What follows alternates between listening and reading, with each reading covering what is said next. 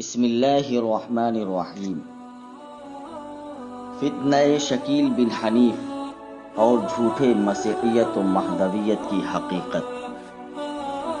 قسط نمبر 7، اسرار احمد قاسمی، مسجد ہاجرہ ممرہ۔ علامات مہدی کی روشنی میں شکیل بن حنیف کا پوسٹ مارٹم۔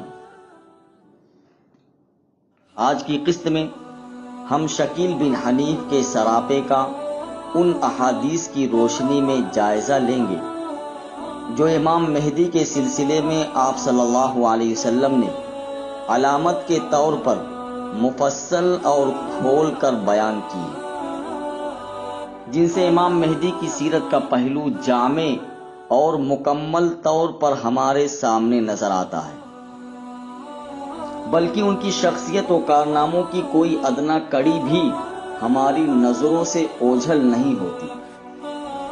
امام مہدی کا وطن، نسل و خاندان، نام، ولدیت، شکل و صورت، ناک و نقشہ، قد و قامت، چال ڈھال، کردار و سیرت، اخلاق و عادات اور باطل سے مارکہ آرائیوں کی دیگر تفصیلات بھی تمام جزیات کے ساتھ آپ صلی اللہ علیہ وسلم نے بیان کرنے کا اہتمام کیا ہے۔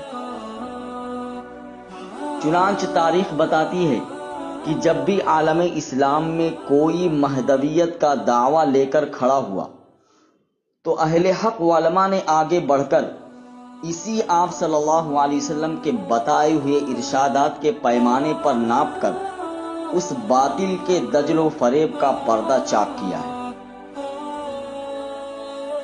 اب ہم خبیث شکیل کو انہی علامات کی روشنی میں پرکھ کر دیکھتے ہیں تاکہ حقیقت آشکارا ہو اور قارئین کرام اس کے بارے میں صحیح رائے قائم کر سکیں۔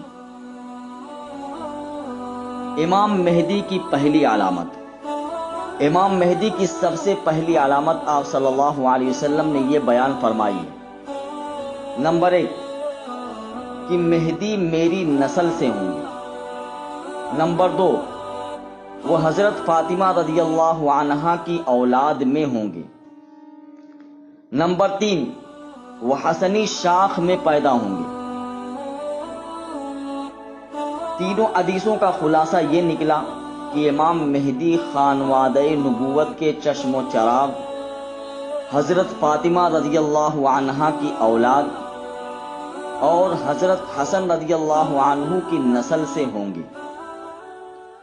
یہ بالکل صاف اور سیدھی علامت ہے جس میں کوئی پیچیدگی نہیں، لیکن شکیل کیونکہ زبردستی مہدی بننے پر تلا ہوا ہے، اس لیے سید ہونے کا جھوٹ تو نہ بول سکا۔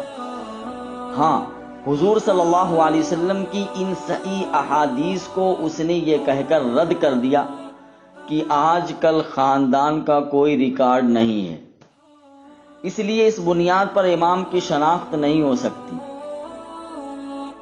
شکیل خبیث نے یہاں سفید جھوٹ بولا، کیونکہ عربوں میں تمام خاندان کا نسب نامہ محفوظ ہے۔ ہمارے ملک ہندوستان میں کتنے خاندان ایسے ہیں جن کا شجرہ حضرت فاطمہ رضی اللہ عنہا سے ہو کر آپ صلی اللہ علیہ وسلم تک پہنچتا ہے۔ دوسرے یہ کہ اگر نسلی بنیاد پر مہدی کی شناخت نہیں ہو سکتی تو حضور صلی اللہ علیہ وسلم نے اس علامت کو کیوں بیان کیا؟ کیا نعوذ باللہ نبی کوئی لغو بات کہہ سکتا ہے؟ امام مہدی کا سید ہونا روز روشن کی طرح آیا ہے، اس لیے خبیث شکیل پہلی ہی کسوٹی پر کھوٹا ثابت ہوا، کیونکہ اس کا سادات سے کوئی تعلق نہیں ہے۔ محترم سامعین و قارئین کرام، شکیل بن حنیف اور اس کے ماننے والوں کے بارے میں اس وضاحت کے بعد ہماری ذمہ داری ہے کہ ہم مہدی اور مسیح ہونے کے اس جھوٹے دعوے دار کے فتنے سے بہت ہی ہوشیار اور چوکنا رہیں اور اپنے دوسرے دینی بھائیوں کو بھی اس سے بچائیں۔ اللہ پاک ہم سب کا خاتمہ ایمان پر فرمائے، آمین۔ جاری ہے باقی مضمون آئندہ قسط میں انشاءاللہ تعالی۔ وآخر دعوانا الحمد للہ رب العالمین۔